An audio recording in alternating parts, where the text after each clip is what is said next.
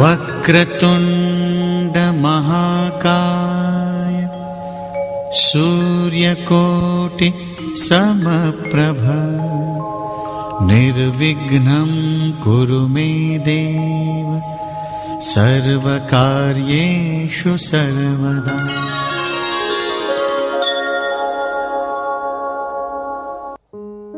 નમસ્કાર.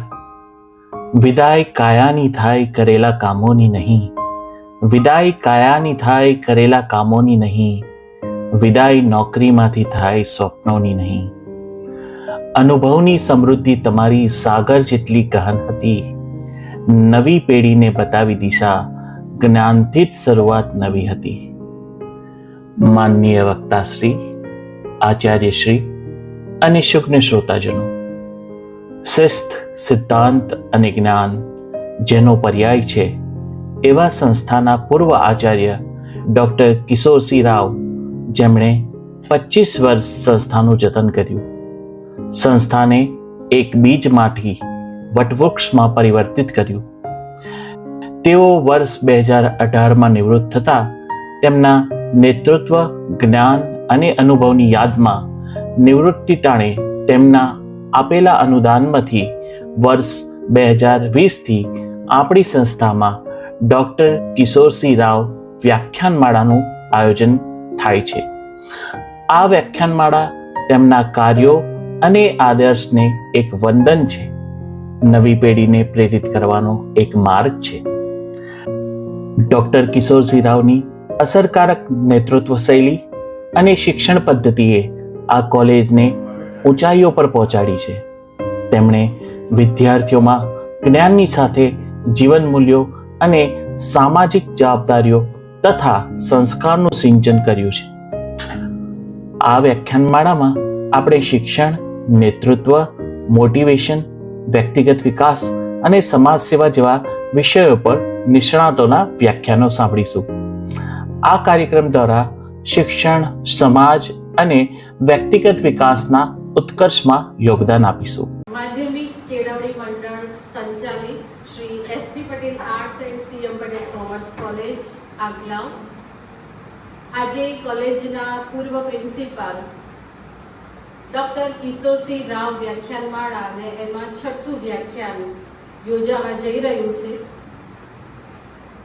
એ નિમિત્તે ડૉક્ટર રામપાલ શુક્લ સાહેબ MS યુનિવર્સિટીમાં પરિચય મોહિનીએ આપ્યો છે, એટલે હવે મારું કામ એકદમ જ સરળ થઈ ગયું છે. તો શુક્લ સાહેબ, કોલેજના પ્રિન્સિપાલ ત્રિવેદી સાહેબ, સમગ્ર કોલેજનો સ્ટાફ અને આપ સૌ વિદ્યાર્થી મિત્રો, આપ સર્વેનું હું હાર્દિક સ્વાગત કરું છું. વાત થઈ મોહિનીએ પણ કરી અને આપણે બધા જ જાણીએ છીએ કે આજે જોગાનું જો 21 ફેબ્રુઆરી માતૃભાષા દિવસ, વિશ્વ માતૃભાષા દિવસ, એટલે આખા વિશ્વમાં જેની જેની ભાષા માતૃભાષા હશે એ માતૃભાષા આજે ઉજવાશે. દરેક સંસ્થાઓમાં એના ગૌરવનું ગાન થશે, કારણ કે આપણને ખબર છે કે આપણી માતૃલ્ય આપણી માતૃભાષા છે અને આપણી લાડકી ભાષા, એવી ભાષા કે જે આપણને ઘણી બધી ભાષા આવડતી હોય પણ છતાંય જે આપણા સ્વપ્નમાં આવતી હોય, જે આપણા દુઃખના પ્રસંગમાં એકદમ જ જે આહ નીકળતી હોય, એ આપણી માતૃભાષા, એનું સંસ્કારનું સિંચન કરવા માટે આજનો દિવસ નક્કી થયો છે.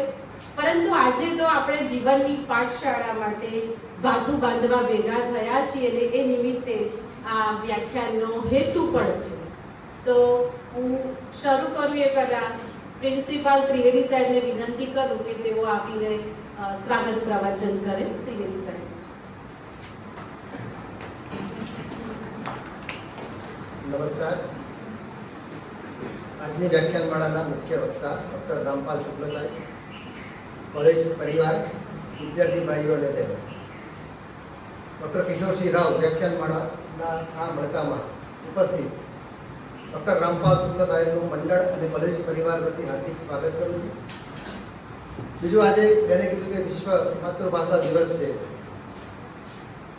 ધીમે ધીમે આપણી ભાષા, માતૃભાષા પ્રત્યે લોકોની ઉદાસીનતા જોવા મળી રહી છે. એક તો શિક્ષણની બાબત, કારણ કે દેખાદેખી થઈ ગઈ છે. સવારે રોજ આવતા હોય છે ત્યારે રસ્તા પર જોઈએ છે કે પીળા કલરની બસો અંગ્રેજી માધ્યમની આમથી ત્યાં એક આવતી હોય, જતી હોય, એક ગામમાંથી નીકળે બીજા ગામમાંથી નીકળતી હોય ત્યારે દુઃખ થાય છે કે ભાઈ આ ગુજરાતી જે શાળાઓ છે એ શાળાઓને ધીમે ધીમે કદાચ બંધ કરી દેશે. ગમે તે હોય, બહુ લાંબુ નથી કહેવું, પણ ગમે તેટલું અંગ્રેજી ભણ્યો હોય, જે કર્યો હોય, રાત્રે સુઈ જાય એટલે સપનું ત્યારે ગુજરાતીમાં જ આવે છે. બરાબર છે. એટલે એ આપણી ભાષાનું પ્રભુત્વ છે. રામપાલ શુક્લ સાહેબ આજે આપણા આમંત્રણને માન આપીને પધાર્યા છે. બહુ વ્યસ્ત છે. મેં પણ ઘણી વખત તેમને સાંભળ્યા છે. જેટલી વખત સાંભળે ત્યારે નવું નવું કંઈક જાણવાની, નવું નવું શીખવાની મને તક મળી છે. અને એના જ ફળરૂપે આજે મેં એમને આમંત્રણ આપ્યું, એમણે સ્વીકાર્યું.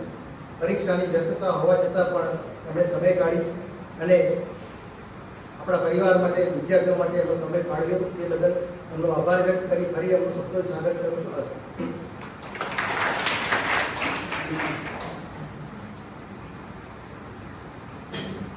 આભાર ત્રિવેદી સાહેબ. સોક્રેટિસનું એક વિધાન છે કે સ્વનિરીક્ષણ વિનાનું જીવન એ જીવવા જેવું હોતું નથી. ગ્રીસના એક સંતે પણ કહ્યું છે કે, અને એમણે એ 3 જ શબ્દોમાં એ વિશ્વનું બધું જ જ્ઞાન ઠાલવી દીધું છે. અને એ 3 શબ્દો છે કે તમારી જાત એટલે કે સ્વ ને જાણો. રોજ સવારે ઉઠીને આપણે આપણી જાતને પ્રશ્ન કરવો જોઈએ કે હું કોણ છું. તો આવા પ્રેરણા સભર વાતો કરવા માટે આજે આ વ્યાખ્યાનનો હેતુ જ છે અને એના માટે આપણે ભેગા થયા છીએ. સાહેબનો પરિચય મોહિનીએ આપી દીધો છે, તેમ છતાંય હું થોડોક પરિચય તમને આપું કે તેઓ MS યુનિવર્સિટી સંસ્કૃત મહાવિદ્યાલયમાં તેઓ અધ્યક્ષ છે. એમનો રસનો વિષય છે સાહિત્ય, વ્યાકરણ, પુરાણ, દર્શન, જ્યોતિષ, ધર્મશાસ્ત્ર. એમાં એમને ખાસ અભિરુચિ છે. આ સિવાય એમણે 15 જેટલા વિદ્યાર્થીઓને માર્ગદર્શન આપીને PhD કરાવ્યું છે. એમના અનેક લેખો પણ સામાયિકોમાં પ્રગટ થયા છે. સેમિનારોમાં એમણે પેપર પ્રેઝન્ટ પણ કર્યા છે. 3 જેટલા એમના બહુ મહત્વના ગ્રંથો પણ છે. એમને બહુ સરસ એક વ્યાકરણ ભાસ્કર નામનો એવોર્ડ પણ મળ્યો છે અને બીજો સરસ્વતી પુત્ર એ પણ એવોર્ડ એમને મળેલો છે. અને છેલ્લા 25 વર્ષથી MS યુનિવર્સિટીમાં તેઓ કાર્યરત છે. તો સાહેબનું સન્માન કરશે કોલેજના પ્રિન્સિપાલ શ્રી ત્રિવેદી સાહેબ.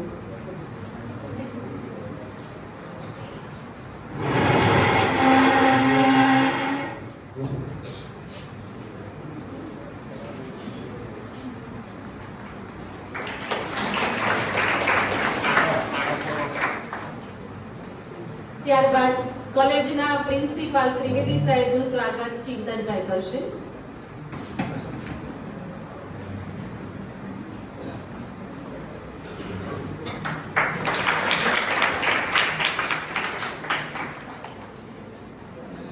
તો હવે હું શુક્લા સાહેબને વિનંતી કરું કે તેઓ તેમનું વ્યાખ્યાન આપે. એમના વિષયો તમને બધાને ખબર છે. તમને કોઈ પ્રશ્ન હોય તો આપણે વ્યાખ્યાનની પછી પૂછીશું. તાલીઓથી સ્વાગત.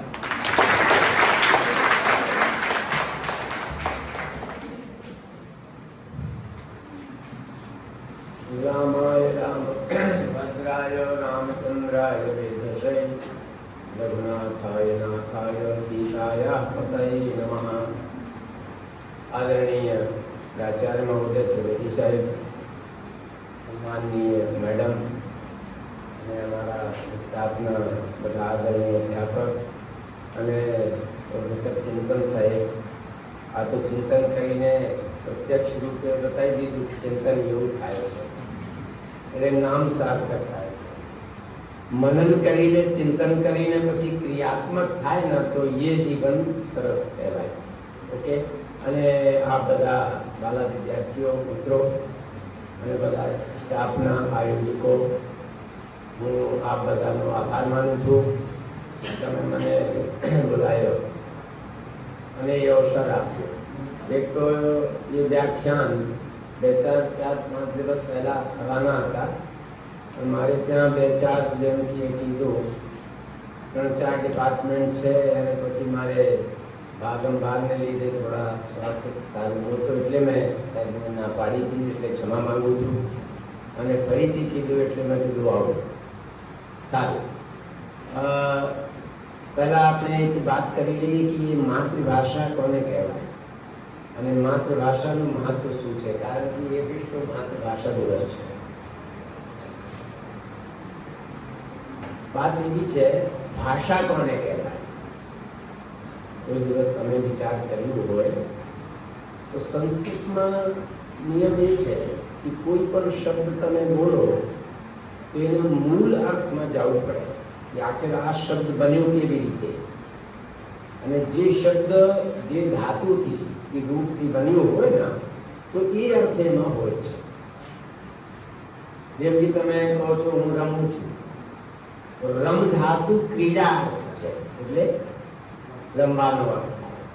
એમાં ભાષ પરિભાષને ધાતુ છે. ભાષ એટલે અમારી શ્વાસ પ્રશ્વાસથી જે મનમાં વિચાર આવે અને બુદ્ધિથી નિર્ણય કરીએ જ્યારે એ ધ્વનિ તરીકે કંઠ સુધી આવે અને કંઠ પછી એ શબ્દ બને અને શબ્દ બન્યા પછી જે તમે વિચાર કરો કે મારે એ કહેવાનું છે તો એ વાક્ય બને એટલે સેન્ટેન્સ બને. તો એ આપણા ભાવ શબ્દોના માધ્યમથી બીજાને હૃદયમાં સમજાવવું કાં તો એને ઉતારવું એ માધ્યમનું નામ ભાષા કહેવાય, બીજું કોઈ નથી. અને ભાષા સંસારમાં વિશ્વ ભાષા માતૃભાષા દિવસ છે એટલે કહી દઉં તમને 88,000 ભાષાઓ પૂરા વિશ્વમાં છે. એમાં બોલીઓ પણ સંમિલિત છે. ભાષા અલગ હોય છે और બોલી જુદી હોય છે. અને તમને એક સરસ એક વાત મજાની કહું. આપણે ત્યાં 3 ભાષાઓ ચાલે છે. એક માતૃભાષા એટલે ગુજરાતી, એક રાષ્ટ્રભાષા જેમ રાજભાષા હિન્દી અને ત્રીજી છે પ્રોફેશનલ લેંગ્વેજ ઇંગ્લિશ. તમે એમાં કેટેગરી કરી લો. તમારે ઘરે માં હોય છે, દાદી હોય છે અને ત્રીજી કામવાળી પણ હોય છે. એટલે દાદી એટલે સંસ્કૃત અને માં એટલે તમારી માં જેને તમે પૂછી શકો છો. હજુ માને ના સમજણ પડે તો પછી દાદીને પૂછે. અને એક હોય છે કામવાળી બાઈ, એ છે અંગ્રેજી. અને અત્યારે જો કામવાળી નહીં આવે તો બંને માતાઓ ગુસ્સે થાય. કામ કેવી રીતે થશે, શું થશે, શું નહીં થાય, હે ને? અને એને કામ કરતા પછી એ જતી રહે. એને કોઈ એટેચમેન્ટ પરિવારથી હોતો નથી, ફક્ત દાયિત્વ પૂર્ણ કરે અને જતી રહે. એટલે અંગ્રેજીથી આપણું કઈ એવું લગાવ નથી. પણ જો કામવાળી ના આવે તો પછી ઘરના માતા દાદી ભાઈ બહેનો બધું નારાજ થઈ જાય. આ તેમ થયો એમ થયો. એટલે થોડી બહુ કામવાળી રાખવું જોઈએ દરેકને. એટલે અંગ્રેજી અમારે ત્યાં કામવાળી બાઈ તરીકે કામ કરે છે. તમારે કશું અધિકારીઓને લખવું હોય તો અંગ્રેજીમાં લખવું પડે, હે ને? માતૃભાષામાં જેટલું અટેચમેન્ટ હોય કોઈ ભાષામાં હોતું નથી. અને દાદી તો કોઈ દિવસ કામ લાગે, આવતા જતા એને પગે લાગી જાય, હા ચાલો. એટલે સંસ્કૃતને કોઈ દિવસ તમારે એવું હોય પૂછી લેવાનું કે આ શું છે શું નથી, તો એનું મૂળ ત્યાં મળશે, પરંપરા ત્યાં મળશે, સંસ્કૃતિ ત્યાં મળશે. અખંડતા ત્યાં મળશે, સંસ્કારો ત્યાં મળશે. અને આ દાદી માતાજીને બતાવે છે કે એમ કરજો છોકરાઓ, એ જ આવે. એટલે માતૃભાષા અને બીજી વાત, ભારતમાં 376 ભાષા બોલીઓ બોલાય છે. એમાંથી તમે જો તમારું રાષ્ટ્રગાન છે જનગણમન અધિનાયક, એમાં પ્રાંતોનું નામ છે. પ્રાંત એટલે પ્રદેશોનું નામ છે ને. શું છે? ભારત ભાગ વિધાતા પંજાબ, સિંધ, ગુજરાત, મરાઠા, દ્રાવિડ, ઉત્કલ, બંગ, વિંધ્ય, હિમાચલ, યમુના, ગંગા, ઉચ્ચલ, જગત, 12 પ્રદેશોના નામો છે ને. પંજાબ એટલે તમે જાણો છો, સિંધ એટલે જમ્મુ કાશ્મીર, સિંધ નદી ત્યાંથી નીકળી છે ને, સરસ્વતી નીકળી છે એટલે એનું નામ સિંધ પ્રદેશ છે. એટલે સિંધુ ઘાટીની સભ્યતા પણ ત્યાંથી ચાલી, હડપ્પાની ખોદાઈ વગેરે. પંજાબ, સિંધ અને પછી ગુજરાત. અને જ્યારે ગુજરાત સૌરાષ્ટ્રના નામે જાણીતું હતું, પુરાણોમાં ગુજરાતનું જૂનું નામ છે સૌરાષ્ટ્ર. એટલે બ્રહ્મવૈવર્ત પુરાણમાં સૌરાષ્ટ્ર શબ્દ આવ્યો છે. સૌરાષ્ટ્રનો અર્થ હોય છે સારું રાષ્ટ્ર, દેશ, પ્રદેશ, એટલે સૌરાષ્ટ્ર કહેવાય. સુષ્ઠું રાજ્ય એટલે સૌરાષ્ટ્ર. તો એ પછીથી જ્યારે આપણે ગુજરાતનો 1 મઈમાં બંધારણમાં આવ્યું ત્યારે ગુજરાત આવ્યું, પણ એનું જૂનું નામ સૌરાષ્ટ્ર છે અને એ પુરાણ કાળથી છે. અને તમે જોજો તો સૌરાષ્ટ્ર સોમનાથ જ્યોતિર્લિંગમાં નામ આવ્યું છે, ત્યાં ગુજરાત નથી આવ્યું. એટલે સૌરાષ્ટ્રનો આધિપત્ય હતો પહેલે, પછી ગુજરાત બન્યું. આ મરાઠા શબ્દ છે જે એ મહારાષ્ટ્રનો છે.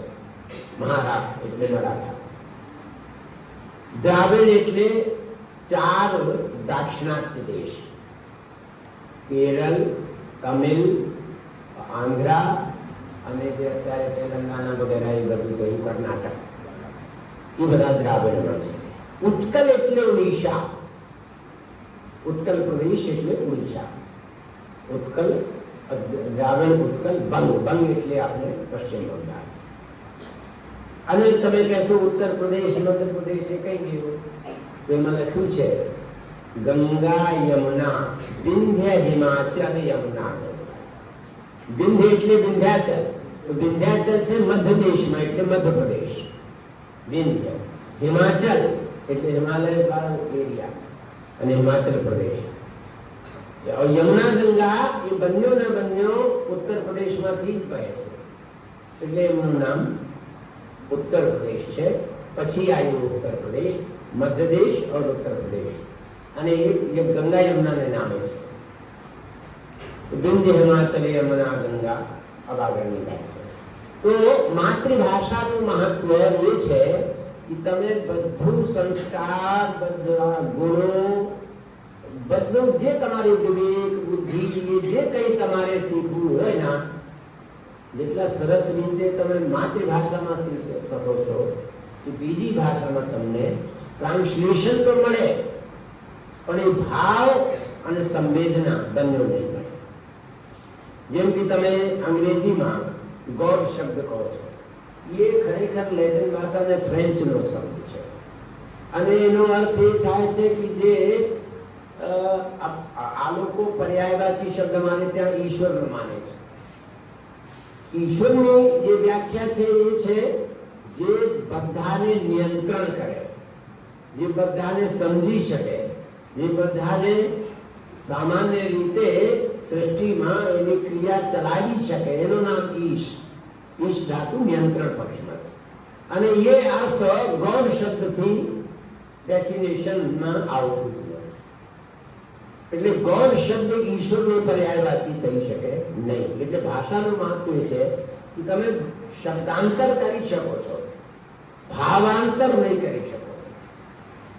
બીજું રિલિજન શબ્દ છે. રિલિજનનું આ શું થાય છે? જે તમે ધારો, જે તમે માનો, જે તમે કરો એવી ક્રિયા પરકનું નામ ધર્મ. अब રિલિજન નો એ અર્થ આવે છે. આ તો અંગ્રેજીના પ્રોફેસર છે એટલે બધાને બોલવાનું નહીં હોય, એમને બધાને ખબર છે. પણ રિલિજન પર્યાયવાચી ધર્મનો નહીં થઈ શકે. કારણ તમને કહું, તમને કોઈ પૂછે તમારો ધર્મ શું છે, તો તમે એવું કહેશો કે હિન્દુ ધર્મમાં છીએ, કોઈ મુસ્લિમ ધર્મમાં છે, કોઈ ખ્રિસ્તી ધર્મ છે, શીખ છે. આ તો પંથ છે. પંથ એટલે માર્ગ. આંકડા વાળવા માટે આ રાસ્તા છે, આ બીજા રાસ્તા છે, ત્રીજા રાસ્તા છે, તો બધા રાસ્તાઓ આંકડાઓ પહોંચાડે છે. એ વાત બરાબર, એટલે એ માર્ગ છે, માર્ગ છે. પણ રિલિજન શબ્દ જે કહે છે એ ધર્મ શબ્દ નથી કહેતો. अब ધર્મમાં તમે સમજી લો, પછી તમને આગળ વાત કરીએ. ધર્મ એટલે શું? ધર્મ એવું નથી કે હું ધોતી કુર્તા પહેરી ચંદન લગાવીને તમે મંદિર જાઓ છો, ટીકા ઈકા કરો, એનું નામ ધર્મ. એ ધાર્મિક ક્રિયા છે. પણ this is a doubtful matter. ये संदेह है कि जो मानस धार्मिक क्रिया करे છે ધાર્મિક છે કે નહીં, એ ડાઉટફુલ મેટર છે. એ ધાર્મિક ક્રિયા છે. તમે પણ કોઈ કામ કરો છો તો એ ધર્મ વાળા થઈ ગયા એવું નહીં ને. अब आपने વેલેન્ટાઇન ડે મનાયા, બર્થડે મનાવો છો, અને આ કેક કાપવાની પ્રથા તમે બહારથી લાયા, તો એના અર્થે તો નહીં થયું ને કે તમે અંગ્રેજ થઈ ગયા કે ક્રિશ્ચિયન થઈ ગયા. આ ક્રિયા છે ને. એટલે ક્રિયા કરવાથી ધાર્મિક થાય એવું ના હોય. ધર્મ એટલે શું? તો મહર્ષિ જૈમિની અમારે ત્યાં એક ઋષિ થયા છે, અને મહર્ષિ જૈમિનીએ બહુ વિચાર કર્યો સાયન્ટિફિક રીતે. યતા એટલે જ્યાંથી, જેવી ક્રિયાથી. અભ્યુદય, માણસનું અભ્યુદય થતું હોય. અભ્યુદય કોને કહેવાય? જ્યારે તમારો જન્મ થાય, તમે પૃથ્વી આયુને આધારે થાય, પછી તમારા અંદર ગુણોનું આધાન થાય, અને ગુણોને આધારે, રુચિને આધારે, વિવેકને આધારે, બુદ્ધિને આધારે તમે આ વ્યવસાય કરો કે ટીચિંગ કરો કે કોઈ પણ ચીજ કરો, એમાં તમારું અભ્યુદય થવું જોઈએ, ઉત્થાન થવું જોઈએ. કેવી રીતે? તમે એ સમજો કે અમે જ્યાં ચલો સાયકલ વાળા હતા, અને આપણે એટલી કમાઈ કરી, વ્યવસાય કર્યું કે ટીચિંગ કર્યું, એમાંથી અમે સાયકલથી મોટરસાયકલમાં આવી ગયા, મોટરસાયકલથી તમે ફોર વ્હીલરમાં આવી ગયા, તો તમારું લૌકિક અભ્યુદય થયું. આ બધી ક્રિયાઓ તમારા ધર્મમાં જ જાય. લૌકિક ક્રિયા કર્યા પછી અમારું આત્મોત્થાન એટલે સાંસારિક ઉત્થાન હોય, એક વાત, એને ધર્મ કહેવાય. બીજું નિશ્રેય સિદ્ધિ, એટલે અમારે જીવનના ઉત્તર ક્રિયા પછી અમારું લોક પરલોકમાં સદગતિ થાય એવા જ ક્રિયાઓ. તો આ બંનેને મિલાઈને ધર્મનો વ્યાખ્યા. તો જ્યાંથી અભ્યુદય થાય અને તમારી નિશ્રેયસની સિદ્ધિ હોય એને ધર્મ કહેવાય. આ ધર્મ અમારે ત્યાં 4-5 પ્રકારના છે. એટલે તમે રિલિજનને એને નહીં જોડી શકો. એક હોય છે વિદ્યાર્થી ધર્મ, એટલે છાત્ર ધર્મ. એક હોય છે સ્ત્રી ધર્મ, जो स्त्रियों धर्म છે. એક હોય છે પુરુષ ધર્મ, એ જુદા થઈ ગયા. પછી એક આવે છે સામાન્ય ધર્મ. સામાન્ય ધર્મ બધામાં લાગુ પડે. સામાન્ય ધર્મ એટલે કે તમે માનો છો, એટલે માનો મનુષ્ય છો, તો મનુષ્યને આધારે જે તમારા સદગુણો હોવું જોઈએ, બીજાને સહયોગ કરવાનો, ઉપકાર કરવાનો, સદબુદ્ધિ આપવાનું, માર્ગદર્શન આપવાનું, અને જે બિચારા નિસહાય હોય એને સહાય આપવાનું, આ બધા એ સામાન્ય ધર્મોમાં, એ પણ ધર્મ જ છે. એટલે સામાન્ય ધર્મ તો કોઈ પણ વ્યક્તિ પંથવાળા હોય, ક્રિશ્ચિયન હોય કે મુસ્લિમ હોય કે શીખ હોય કે ઈસાઈ હોય કે હિન્દુ હોય, એના માટે એકબીજાનું સહાયતા કરવું, આ તો બધામાં ધર્મ છે. એટલે સામાન્ય ધર્મ કહેવાય. પણ તમે જો હિન્દુ હો તો પછી હિન્દુ ધર્મના તમારા ઉપર લાગુ પડે. ઉત્સવ છે, મનોરંજન છે, દિવાળી છે, હોળી છે, તહેવાર છે, તો એ જે તમારી પરંપરામાં આવતું હોય એ કરો. રાઈટ? તો એનો અર્થ એ થયો કે ધર્મ જે છે એ એક તરીકેથી કર્મમાં પણ બદલાય. એટલે ગીતામાં ધર્મ અને કર્મ બહુ બારીક ભેદ છે, એમાં બહુ ઝીણું હોય. કેવી રીતે? એક પુત્ર પિતાના સેવા કરે, માતા પિતાની સેવા કરે, એ એમનો ધર્મ છે એવું કહે છે. અને પછી સમજો, અને એક પુત્રને માતા પિતાની અને ગુરુની સેવા કરવી જોઈએ એ કર્તવ્ય છે. તો એનો અર્થ શું થયો? ધર્મ અને કર્તવ્ય જુદા છે? ના. જે તમારે સંસ્કારથી પ્રાપ્ત જો કર્તવ્ય હોય તો એ ધર્મ બની જાય છે. કારણ કે માતા પિતા ગુરુ એ અમારી ભારતીય સંસ્કૃતિની પરંપરા છે કે જેવા હોય તેવા, એને તમે માનવીય શરીર માનો એ તમારી એ છે માનસિકતા, પણ ખરેખર માતા પિતા અને ગુરુ એ હોય છે માનવ શરીર જેવા, પણ આ લોકો તાત્વિક દ્રષ્ટિથી જો તમે વિચાર કરો બહુ સૂક્ષ્મ રીતે, તો આ તમારા અંદર ગુણો આધાન કરનાર લોકો હોય છે. અને આ ગુણો ક્યારે કરે? જ્યારે એમાં હોય, કાં તો બુદ્ધિ હોય, વિવેક હોય, અનુશાસન હોય, મર્યાદા હોય, સંસ્કાર હોય, તો આપણે પુત્રને પાલે ને. તો એનો અર્થ એ થયો કે શરીર જુદો અને આ ગુણો જુદા. તો શરીરમાં જો તમારે અંદર સંસ્કાર હોય તો આ કોઈ થિંગ એટલે વસ્તુ તો છે નહીં, આ માનસિક વસ્તુ છે. તો માનસિક વસ્તુ તો સૂક્ષ્મ હોય છે.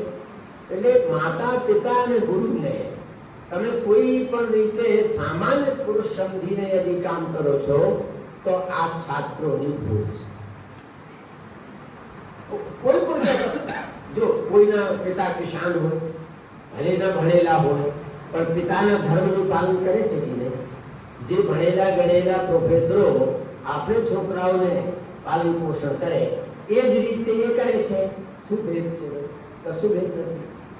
ફક્ત એ ભણેલા નથી, એટલા નોલેજ નથી રાખતા, પણ ઉદ્દેશ્ય બંનેનું બરાબર છે કે મારું પુત્ર સારી રીતે ભણે, મારું પુત્ર વિવેકી બને, મારું પુત્ર સંસ્કારી બને. આ તો અભણ માતા પિતા પણ ઈચ્છે છે અને ભણનાર પણ ઈચ્છે છે.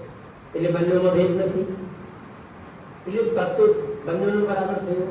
अब તમે સમજો, વિદ્યાર્થીઓને જ્યારે શિક્ષા ક્ષેત્રમાં એ આવે તો પ્રાઇમરીમાં જે આવતા પહેલા એ માતા એમને બધું કહે છે અને ઈચ્છે છે કે મારી સંતાન ઉન્નતિ કરે, ગુણી બને, સાયન્ટિસ્ટ બને, વકીલ બને, ટીચર બને, એન્જિનિયર બને. અને આ જે વસ્તુઓ છે ને, એન્જિનિયર, ડોક્ટર, સાયન્ટિસ્ટ, એમાં શું છે? એમાં પૈસાની વધારે આવક હોય છે.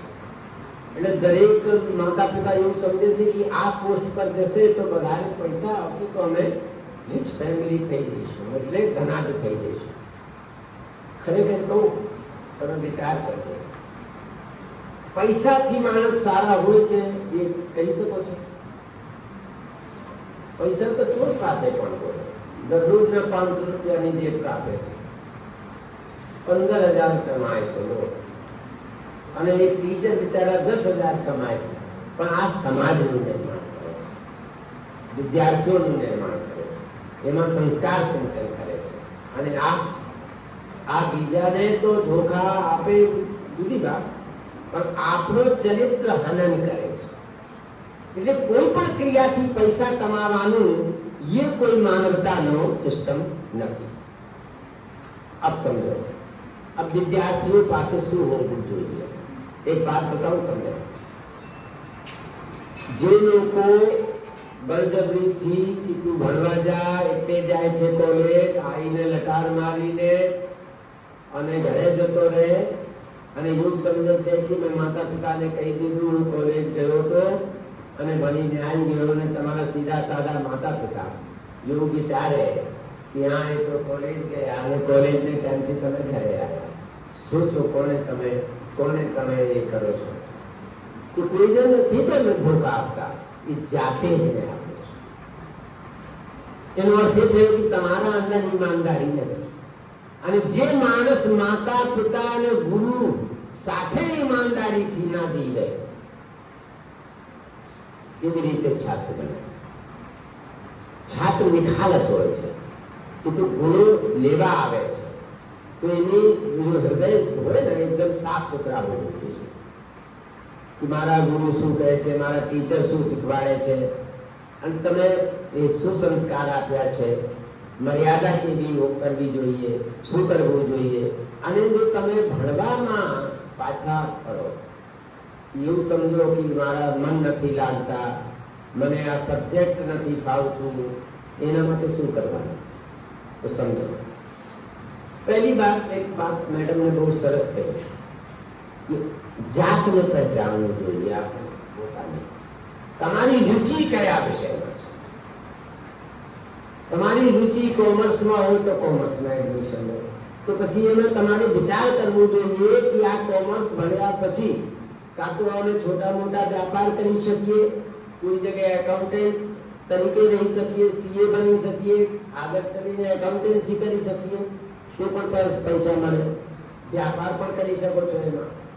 અને જો તમે ભાષાઓનું અધ્યયન કરો, આર્ટ્સનું અધ્યયન કરો, તો તમે ભાષાવિદ થઈ જશો, સાહિત્ય લિટરેચરનું જ્ઞાન થશે, તો એમાં પણ તમારી પાસે બહુ આગળનો રાસ્તા છે. ટીચર બની શકો છો, પ્રશાસનિક અધિકારી બની શકો છો.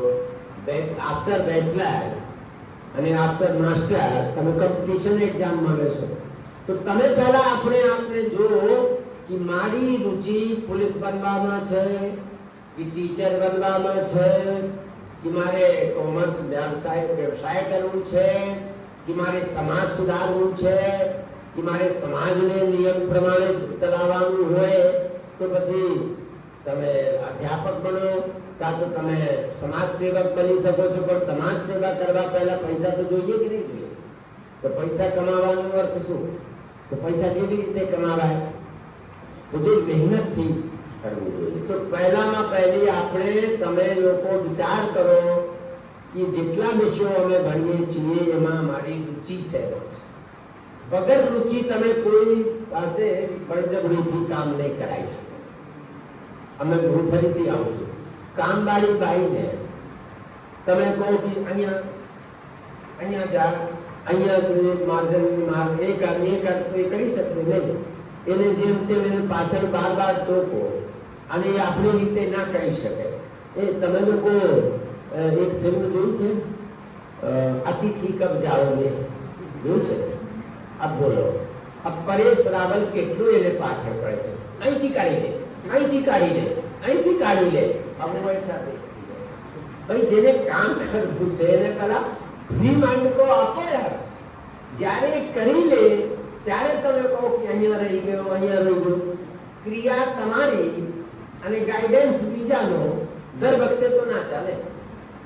એટલે એને આપણે જો કામમાં રુચિ, તો પછી એને રુચિ નહીં હોય.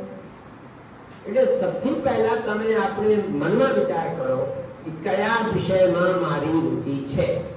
અને જો તમારે જે વિષયમાં રુચિ હોય ને, પછી તમારે એમાં ઈમાનદારીથી, વિવેકપૂર્વક, ઉત્સાહપૂર્વક અને પોઝિટિવિટી, મને સકારાત્મકતા પૂર્વક તમે કામ કરો, તો એનો રિઝલ્ટ તમારી સામે આવશે. તમે વિચારી નહીં શકો કે હું પણ એવું બની શકું છું કે નહીં. એટલે જે લોકો એવું સમજે છે કે અમે ઠીક છે પ્રમાણપત્રીય પરીક્ષા આપણે નહીં લઈએ, તમે બેચલર થઈ ગયા, બીકોમ થઈ ગયા, બીએ થઈ ગયા, એમએ થઈ ગયા, પીએચડી થઈ ગયા, પણ આ તો પ્રમાણપત્રીય પરીક્ષા છે. પ્રમાણપત્ર એટલે સર્ટિફિકેટ મળે તમને. પણ ખરેખર એ વિષયના તમે જાણકાર છો કે નહીં, એટલે તમારે રુચિને અનુસાર વિષય ચૂઝ કરવું જોઈએ. પહેલી વાત. બીજી વાત, વિવેકપૂર્વક ઈમાનદારીથી એમાં મહેનત કરવી જોઈએ. એમાં માતા પિતાનો એટલો સરસ સહયોગ કે તમને કોલેજ સુધી પહોંચાડે. એ બિચારા મહેનત કરે, કેવી રીતે ફીસ તમને આપે. જ્યારે તમે પિતા બનશો કે માતા બનશો ને, ત્યારે ખબર પડશે કે પિતા અને માતા અને ટીચર, આ લોકો આપણો હૃદય બહાર મૂકી દે છે છોકરાઓને નિર્માણ માટે. અને જો છોકરાઓ આપણને જેવી રીતે કરવું જોઈએ ના કરે, તો ધક્કો લાગે કે નહીં. તો તમે વિચારો કે તમે ઈમાનદાર બનશો કે પછી માતા પિતાને જે માણસ ધોકા આપી દે એ દુનિયામાં બધાને કરી શકે છે. એટલે ખરેખર માતા પિતા જો એટલા ઈચ્છતા હોય તમે સારી રીતે ભણો અને ભણીને તમે કંઈ આગળ વધો તો એ તમારી ઈમાનદારીથી આ વિષય પર મહેનત કરવી જોઈએ. અને એ સરસ છે કે તમને યદી અવસર મળ્યું હોય ના તો સમય તમે યાપન ના કરો, એટલે ગુમાવો નહીં. પછી તમે 10 વર્ષ પછી તમને લાગશે કે હું ભણ્યો હોત તો બહુ સારું, તો મને પણ આ વાત હોય. બીજી એક વાત કહી દો તમે, ભારતમાં એક ચીજ છે સંસ્કાર. સંસ્કાર સમજ્યું છે? अच्छा संस्कार जो कहिए तो मैंने कोई बताओ जरा संस्कार એટલે શું? बोलो बोलो बोलो, बिल्कुल निखालस बोलो, ऐसा कुछ नहीं है भाई. मैं भी तुम्हारी तरह ही था क्लास में और हम लोग पीछे इसलिए बैठते थे कि टीचर पूछ ना ले, बनाना सवाल बताओ એટલે પાછળ બેસવાનું અને જવાબ આવવામાં સુવિધા રહે છે નહીં કટકટ નહીં કરાય. चलो संस्कार किसी को पता है संस्कार किसे कहते हैं? बिल्कुल जो जो जैसा आता है वैसा बोलो, किसी को नहीं मालूम. ऐसा कैसे कह सकते हो? रोज यूज करते हो आप. संस्कार એટલે શું ખબર છે? હે કોઈને નથી ખબર છે? ખબર છે કેમ નથી બોલતા તમે લોકો? कि जो હું બોલીશ અને આ ટિપ્પણી કરી દે तो એટલા સમાજમાં મારી બેઇજ્જતી થઈ જશે. ભાઈ મારા વિદ્યાર્થીઓને જો અજ્ઞાન હોય કે શંકા હોય અને એ પૂછે નહીં જાણકાર માણસ પાસે તો અધૂરો રહેશે હંમેશા. અને ક્લાસની બેઇજ્જતી અને માતા પિતાની બેઇજ્જતી આ બેઇજ્જતીમાં ન ગણાય. આ બેઇજ્જતીમાં આવતું જ નથી. એને સારા માટે લોકો કહે છે. એનો સંસ્કાર બતાવો જો હોય ખબર તો કોઈને નથી. હા બોલો બોલો બોલો. જે તે વ્યક્તિની જીવન જીવવાની શૈલી છે એને સંસ્કાર કહે છે. જે તે વ્યક્તિ અને જે સારી બાબત છે એને લોકો સંસ્કાર તરીકે ગણે છે. ફોર એક્ઝામ્પલ હા જેમ કે કોઈની આજ્ઞાનું પાલન કરે તો આ સારો સંસ્કાર છે, ના કરે તો આ સંસ્કાર નથી સારા. બીજા કોઈ જો મેડમ ને કેટલી સરસ વાત કરી. સુનો, ભારતમાં જે સંસ્કાર તરીકે ઓળખાય છે ને લોકો એવું સમજે છે કે આ કોઈ બહુ મોટી ક્રિયા છે અને એની વિધિ પણ હોય છે ને. अब एक बात बताई दो, संस्कारનો રીઝન શું છે ખબર છે? પ્રયોજન એટલે હેતુ શું છે? સંસ્કારનો હેતુ છે ગુણાધાન. જે માણસમાં જે ગુણો ના હોય એ ગુણોનું આધાન કરવાનું કામ સંસ્કાર કરે છે. નંબર 1. નંબર 2 દોષાપનયન. સંસ્કૃતમાં એને કહીએ દોષ દૂરી કરવાનું કામ. ये પણ સંસ્કારનો હેતુ છે. ત્રીજું છે હિનાનુપૂર્તિ. જે માણસમાં જે ગુણ ના હોય, વિવેક ના હોય, કોઈ સોચ ના હોય, એ સોચ એમાં નાખવી, એ બધું સંસ્કારનો હેતુ છે. હવે કેવી રીતે કરવાનું? એટલે ભારતની સંસ્કૃતિમાં એ આવ્યું કે જન્મથી માણસને આ વસ્તુઓ નાખવું. તો તમે એવું માનો છો કે ભારતમાં સંસ્કાર હોય છે અને તમે લોકો એવું સમજો છો કે જે કર્મકાંડી બ્રાહ્મણો કરાવે આવીને એનું નામ સંસ્કાર છે, તો પછી ભારતના બધા સંસ્કારી અને વિદેશના બધા અસંસ્કારી થઈ ગયા? એવું તો ના હોય ને. એટલે જે સંસ્કારનો હેતુ છે એ તો વિદેશવાળા પણ કરે છે ને. એ પણ આપણે છોકરાને ભણાવે છે, ગુણોનું આધાન કરે છે અને જો અવગુણ હોય તો એ બહાર કરે છે. જે વસ્તુઓ નથી એમાં રુચિ હોય તો એને લાઈને પૂર્તિ કરે. સંસ્કારનો અર્થ છે પણ મેથડ ડિફરન્ટ છે. એટલે જુદા જુદા પદ્ધતિ છે. અમારે ત્યાં એને ધર્મમાં જોડી દીધા. ભાઈ તમે ગણપતિનું પૂજન કરો, આપણે ઈષ્ટનું પૂજન કરો, પછી એને પાટીમાં આપણે લખાઈએ એટલે સરસ્વતીની આરાધના કરો એટલે વિદ્યારંભ સંસ્કાર થઈ ગયો. અને એમને ત્યાં તો કોઈને પૂજન નથી કરતા. જ્યાં જન્મ્યા છે અને જ્યારે ભણવાનું ટાઈમ આવ્યો ત્યારે બીજા પિતાજી આવી ગયા તો ભલે પાત્ર બદલ્યા પણ એમનો ઉદ્દેશ્ય તો નથી બદલ્યો ને. એટલે સંસ્કારી તો એ લોકો પણ હોય. નહીં તો જો વિન્ટરનિટ્સ, મેકડોનાલ્ડ, મેક્સ મુલર, અરસ્તુ, સુકરાત, આ બધા પાશ્ચાત્ય વિદ્વાનો છે. તો કેટલા લોકો સાયન્ટિસ્ટ થયા છે, કેટલા લોકો દાર્શનિક એટલે ફિલોસોફર થયા છે, કેટલા લોકો પર્યાવરણવિદ થયા છે, કેટલા લોકો ગણિતના વિશેષજ્ઞ થયા છે, કેટલા લોકો સાયન્સના વિશેષજ્ઞ થયા છે. તો આ સંસ્કારી નહીં હોત તો કઈ થતા. એટલે આપણે ત્યાં ક્રિયા જુદી છે પણ ઉદ્દેશ્ય એક છે. એટલે સંસ્કારનો અર્થ છે સારી ક્રિયા. એ બહુ સરસ વાત કહીએ. શું કે જો સારા ગુણો વાળી ક્રિયા હોય એને સંસ્કાર કહેવાય. એટલે મેં પહેલા પણ કીધું હતું કે સંસ્કૃતમાં એક નિયમ છે, જે શબ્દ હોય એના મૂળમાં જાય.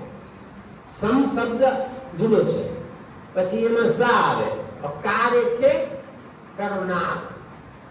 સારી ક્રિયા કરનાર એટલે સંસ્કાર. સમ્યક કરોતિ સંસ્કાર. અને શુદ્ધ કરનાર એટલે સંસ્કાર. જે તમે શુદ્ધ કરો કોઈ વસ્તુ તો કહી દો છો ને એનો સંસ્કાર થઈ ગયો. તો જ્યારે બચ્ચા, જ્યારે છોકરાનો જન્મ હોય, છોકરીનો જન્મ હોય, તો આ તો બિલકુલ માટી જેવા હોય છે. હવે એને કેવી રીતે આપણે બનાવી શકીએ, કેવી રીતે કરી શકીએ, એના માટે એમાં ગુણોનું આધાન કરીએ છીએ. એટલે સંસ્કારનો અર્થ એ છે કે એમાં ગુણોનું આધાન કરવું. અને એ ત્રણ લોકો કરે છે. સૌથી પહેલા માં, પછી પિતા, પછી તમારા અધ્યાપક. હવે એને લોકો ટીચર કહે છે. બતાવો, ટી એટલે જાણો છો? ટી સંસ્કૃતમાં કરવું છે તો સમજી લો. ટી એટલે ચાય, ચર એટલે તો પીએ, એટલે એનું નામ ટીચર. અમારે ત્યાં તો ટીચર શબ્દ હતો જ નહીં. અમારે ત્યાં અધ્યાપક શબ્દ છે, ગુરુ શબ્દ છે, આ માનનીય શબ્દ છે. તમે જો પિતાશ્રી યા પિતાજી એવું કહો, કાં તો પિતાશ્રી કહો, માતાજી કહો, યા માતાશ્રી કહો, માં કહો, એમાં જેટલી સંવેદના છે ડેડ મોમમાં છે. એટલે શબ્દોનો કેટલો પ્રભાવ પડે છે એ સમજો તમે ભાષાનો. એટલે માટે ભાષાની વાત કરું છું કે જો તમે ખરેખર માં કહીને બોલાવો, એમાં જે સ્નેહ, વાત્સલ્ય, સંવેદના હોય, એ મોમ કહીને ના હોય. આ તો બની જાય. મોમ એટલે મોહબત્તી, આ તો બની જાય. ડેડ એટલે ગયા. અંગ્રેજી સાહેબ ક્ષમા કરજો, એ તો એ જ બતાવશે. ડેડ એટલે શું? ડેડ થઈ ગયા. એક ડેડ લાઈન પણ હોય છે. ડેડ લાઈન એટલે અંતિમ તારીખ, હે ને? તો આ એનો દોષ નથી. એમને ત્યાં એ જ અર્થમાં, જે માતા પિતાના અર્થમાં અમે અહીંયા લઈએ, એ જ અર્થમાં એ લે છે. અને તમે મુશ્કેલી ક્યાં આવે છે ખબર છે? ડેડ એટલે મરી ગયા અને ડેડ એટલે પિતા. એમને ત્યાં ભાષામાં બહુ દુવિધાઓ છે. અમારે ત્યાં દુવિધા નથી. ગરોળી જોઈ છે તમારે? ઘરમાં છે ગરોળી? હોય ને, દરેકને ઘરમાં છે. ગરોળા છે કે ગરોળી છે? કોઈ દિવસ જોયું નહીં? આ ભાષાનો જોયો, ગરોળી પડે છે, ગરોળી જાય છે, ગરોળાનું કોઈ નામ જ નથી. તો એમાં મેલ ફિમેલ હોય છે કે નહીં હોય? પણ ગરોળી સિવાય તો શું કહેતા જ નથી. ખિસકોલી, તો એમાં ખિસકોલા નથી હોતા? હોય છે કે નહીં? આ ભાષાની વાત કરું છું કે કોઈ કોઈ ભાષા એટલી અધૂરી ભાષા છે કે એમાં શબ્દ હોય તો પણ એ લોકો વાપરતા નથી. એટલે એને અપૂર્ણ ભાષા કહેવાય. ભારતમાં કોન્સ્ટિટ્યુશન ઓફ ઇન્ડિયા, ભારતીય સંવિધાન, એમાં 8મી અનુસૂચિમાં ભાષાઓનું સિસ્ટમ છે. પહેલા જ્યારે સંવિધાન બન્યું ત્યારે 15 ભાષાઓ સંવિધાને સ્વીકારી હતી. અત્યારે 22 ભાષાઓ છે. એમાં અંગ્રેજી નથી. અંગ્રેજી ભાષા તરીકે ભારતીય સંવિધાને નથી સ્વીકારી. પ્રોફેશનલ લેંગ્વેજ તરીકે સ્વીકાર્યું છે. એ જબકી અસમિયા, નેપાળી, કન્નડ, તેલુગુ, મલયાલમ, હે ને, અને ગુજરાતી, મરાઠી, હિન્દી, સંસ્કૃત, આ બધા ભાષાઓ છે. રાજસ્થાની, બિહારી એ બોલીઓ છે. રાજસ્થાનની ભાષા બોલીમાં આવે કારણ કે આખા પ્રદેશમાં 7 ભાષાઓ બોલવામાં આવે છે. ભૂટાણી ભાષા જુદી છે જે આપણે આ બાજુ બોલાય બીકાનેર સાહેબ, અને મારવાડી ભાષા જુદી છે. મારવાડી તો બહુ વિચિત્ર માણસ, ખબર છે તમને? નથી. જો ભારતમાં ઉદ્યોગપતિઓ મારવાડથી ચાલુ છે. જો તમે બંબઈમાં ઊભા થાઓ રેલવે સ્ટેશન, ચાલતા ચાલતા ટ્રેનથી ઉતરી જાય, સમજી લે તો એ મુંબઈનો માણસ છે. ટ્રેન રૂકી, બે બાજુ જોવાનું, પછી ઉતરવાનું, ગુજરાતમાં શાંતિ છે. આપ સમજો, આખી ટ્રેન ખાલી થઈ. अब सीट ने नीचे जो से ऊपर जो से कोई सामान नहीं गયું, તેમ છે એકાદી બોતલ રહી ગઈ તો પણ પકડે. સમજી લે કે મારા એ છે મારવાડી. આ ક્રિયાઓથી લોકો ખબર પડી જાય કે આ કયા પ્રદેશના છે, હે ને? તો જો વિવેકી માણસ હોય, જો તમે વિદ્યાર્થી જીવનમાં આ બધું ભાષાઓનું વૈવિધ્ય સમજો, લોકોની ક્રિયા સમજો, માતા પિતાનો તમે ભાવ સમજો, ગુરુનો તમે ભાવ સમજો, તો તમને ઉદ્દેશ્ય ખબર પડી જશે કે આ શા માટે કહેતા. બેટા ભણી લે ને તો પછી સમય જતો રહેશે. સૌથી પહેલા એક ભય આવે છે, કોઈ લગ્ન નહીં કરે તમારે. આ ભય આવે છે નહીં? માતા પિતા એવું કહે છે અત્યારે તો ભણનાર લોકો ફરે છે, છોકરીઓ નથી ભણતી, અને છોકરીઓ રિજેક્ટ કરે છે. કેમ? કમ ભણેલા છે. એટલે છોકરાઓને વિચારવું જોઈએ. તો પ્રમાણપત્રીય ભાષા હોય, પ્રમાણપત્રીય શિક્ષા તો લેવું જોઈએ, એમાં કઈ વાત નથી. તમે લો, બેચલર થાઓ, માસ્ટર થાઓ, અને ત્રિવેદી સાહેબ અને ચિંતન સાહેબ જેવા માણસ હોય એમની જોડે તમે માર્ગદર્શન લો, મેડમ જોડે માર્ગદર્શન લો. મારી રુચિ છે પ્રશાસનિક અધિકારી બનવા, તો મારે શું શું કરવાનું? એના માટે કોઈ ક્લાસ નથી. જે તે રીતે ચલાવે છે લોકો કોમ્પિટિશન ક્લાસો, પણ ખરેખર તમને કહું તો પછી એવું નહીં કહેતા કે તમે આપની વાત કરો. હું સંસ્કૃતનો માણસ, હું તમને એટલા માટે કહું છું કે તમારા કરતા મારી કઈ ગુજરી વાત હતી. મારી પાસે તો ફીસનો પૈસા નથી. મારા માતા પિતા તો કિસાન, અને બિચારા એટલા ભણેલા નહોતા. હું એટલા માટે કહું છું કે તમે વિચારો કે તમારા માતા પિતા પણ કિસાન અને થોડા કમ ભણેલા હશે, કદાચ જ્યાદા પણ હોય, પણ એમની એક ધારણા હતી કે મારું છોકરો ભણી લખીને કશું કરે તો અમારું દાયિત્વ પૂરું થાય, અને અમે ઈમાનદારીથી ભણ્યા. અને સ્કૂલથી માસ્ટર અમને ઘરે મોકલી દેતા હતા. ફીસ લઈને આવ, નહીં તો પરીક્ષામાં નહીં બેસવા દે. અને પ્રાર્થના થતી હતી સ્કૂલોમાં, ત્યારે કહેતા હતા જે લોકોની ફીસ નથી આવી એ અહીંયા ઉભા રહે. વધારે ઉભા રહેતા હતા, 2-4 ગણા જતા હતા. એનો અર્થ એ થયો કે જે લોકો ફીસ જમા કરતા હતા એ જતા હતા. એમાં કઈ અમારી બેસતી નથી. અમે એવું કહેતા હતા કે ભાઈ અમારા પિતાજી આપ્યા નથી, અમે કાલે પણ કીધું હતું. એવું કહેતા હતા આવતા અઠવાડિયામાં આપીશું. बोले ऐसे कैसे? जाओ फीस लेके आओ. अब ये बात हमें आपने पिताजी ने आई ने कीधु कि એવું કહે છે પરીક્ષામાં નહીં બેસવા દઉં, ફીસ આપો. તો જો એમ તો બડી દમદારીથી બોલ્યા, આપણી પાસે એટલી જમીન છે, ગામમાં રહીએ છીએ, ગામ છોડીને જતા રહીશું, એમને કહો પરીક્ષામાં બેસવા દે, પૈસા તો 1 રૂપિયા છે આપી દઈશું. તો પણ આપ્યા નહીં. પછી અમે લઈ ગયા 4 વખત, ત્યારે રૂપિયા ફીસ હતી. હું એટલા માટે કહું છું એટલી સ્થિતિમાં અમે ભણ્યા. પછી એવું હતું કે ભાઈ જब લોકો કહે છે કે ભણીએ તો પિતાજીનું નામ તો રોશન કરવું જોઈએ, તો અમે ઈમાનદારીથી ભણતા.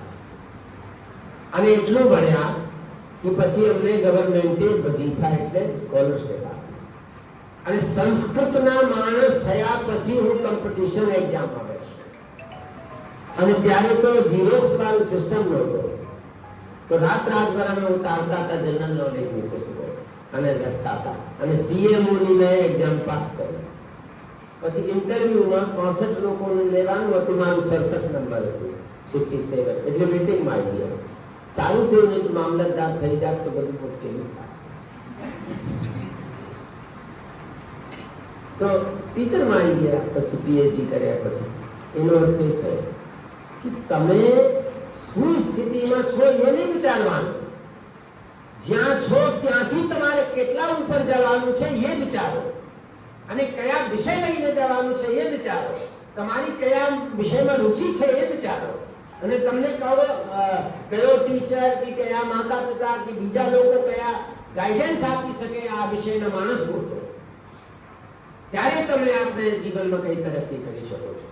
જો તમે એવું વિચારો કે જેમ બધાને થશે મને પણ થશે, તો એનો હું વાત, તો પછી માનવતાનો કોઈ અર્થ નથી, ભણેલા ગણેલાનો કોઈ અર્થ નથી. પણ તમારામાં અને અભણમાં શું કહે છે? એટલે તમારે એ વિચારવું જોઈએ કે તમે બહુ ગોલ્ડન ચાન્સ મળ્યું છે ભણવાનું, અને તમને ઘરથી મુક્ત રાખ્યું છે કામમાંથી. ભાઈ તમે ભણો, અને જો તમે ઈમાનદારીથી નહીં ભણો, સ્કૂલ છોડી દો, ક્લાસ અટેન્ડ ન કરો, તો પછી ટીચર અને માતા પિતાને તમે ધોકા નથી આપતા, જાતે જ ને આપો.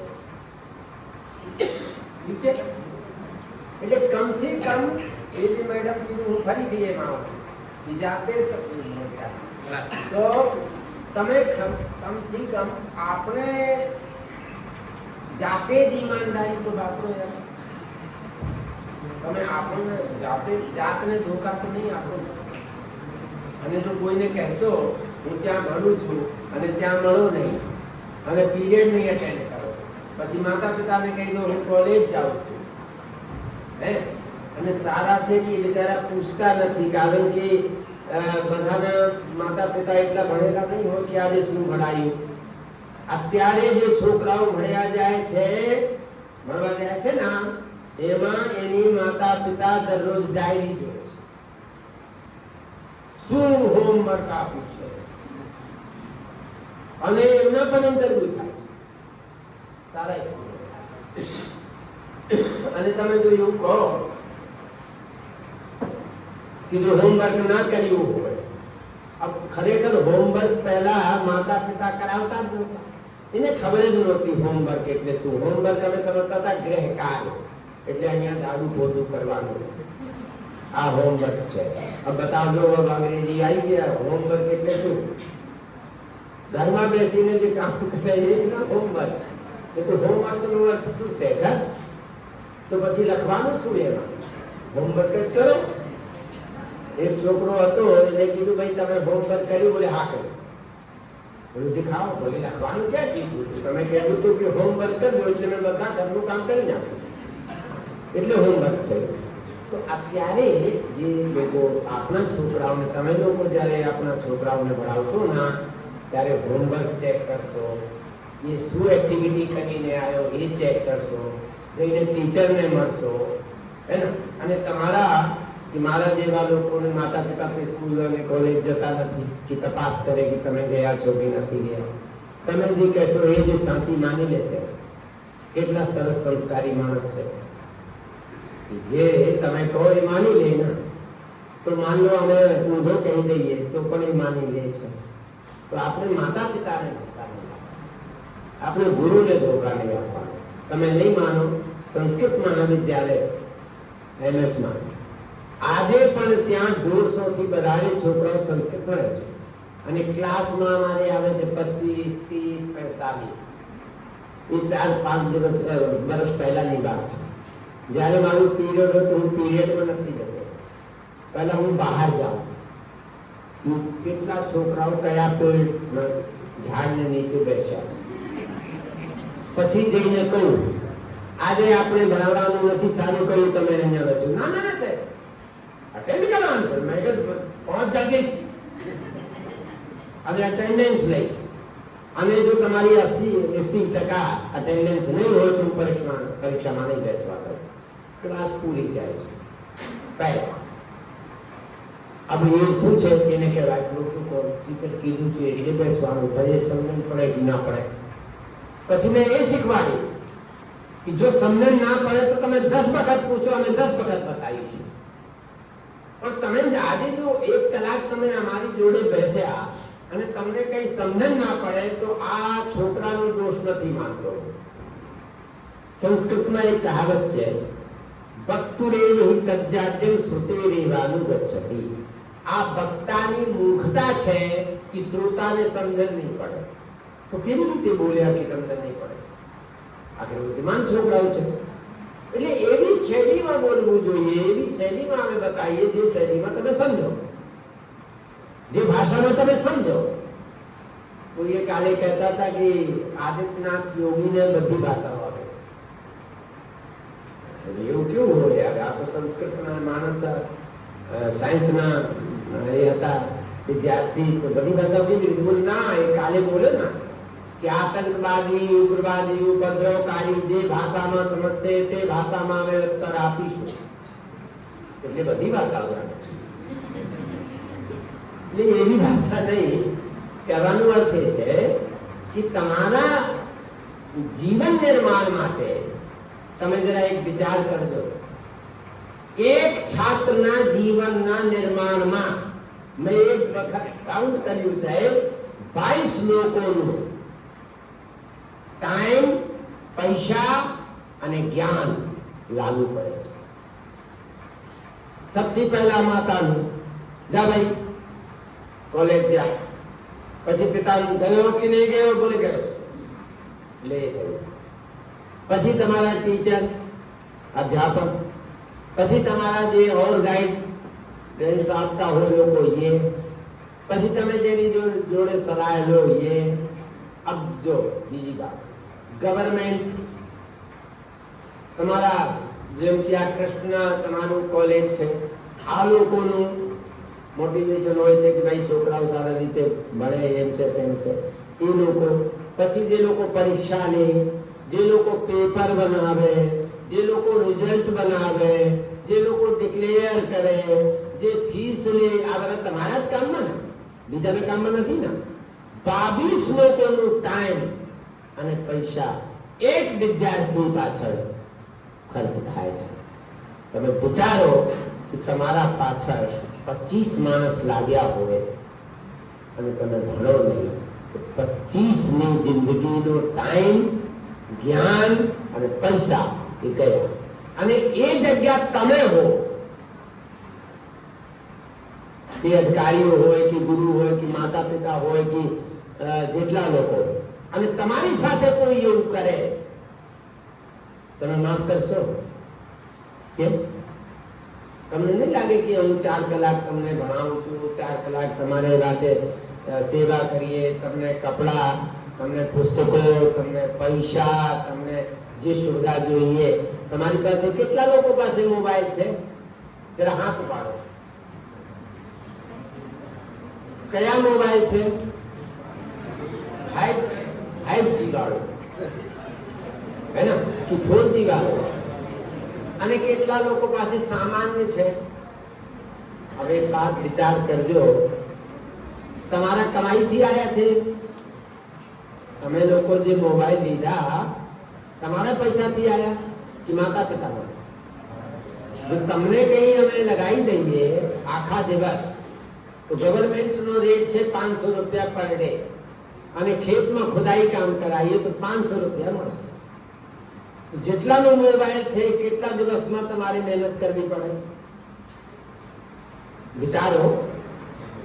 ઠીક છે ને? કમસે કમ 1 મહિના તો સર્વિસ કરવી પડે, ત્યારે તમને મોબાઈલ મળે. અને આ મોબાઈલ તમે માતા પિતાને પૈસાથી લાયા છો એટલે તમે કદર નથી કરતા. અને આ કપડા જેટલા સારા સારા પહેરો એ તમને આપે છે.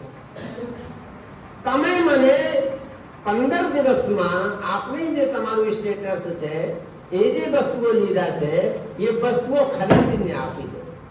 તબ જાણીએ કે તમે બુદ્ધિમાન છો, પરિશ્રમી છો, વિવેકી છો, સંસ્કારી છો. આ તો બીજાની પૈસાનો લહેર કરવાનું તો કોઈ પણ જાણે છે યાર. નિયમ એવો હોવો જોઈએ જ્યાં સુધી તમે માતા પિતાની ફીસ લો ત્યાં સુધી તમે ઈમાનદારીથી ક્લાસ અટેન્ડ કરો, ઈમાનદારીથી પરીક્ષા આપો. ભલે કમ ટકા આવે એનો વાંધો નહીં.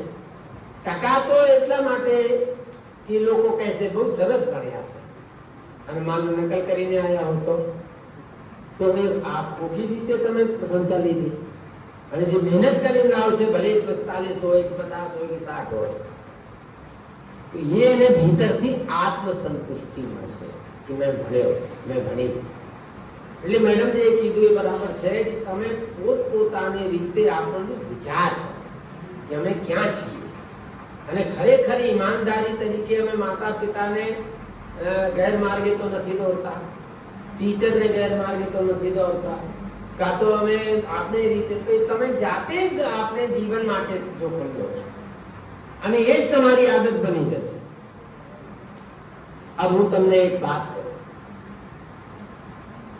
એ બી વાત 2-4 મિનિટમાં, કે જે વિદ્યાર્થી જીવનની પ્રેરણા લઈને આજે આખા વિશ્વમાં ઝંડા લહેરાવે છે તેવા લોકો સુનો.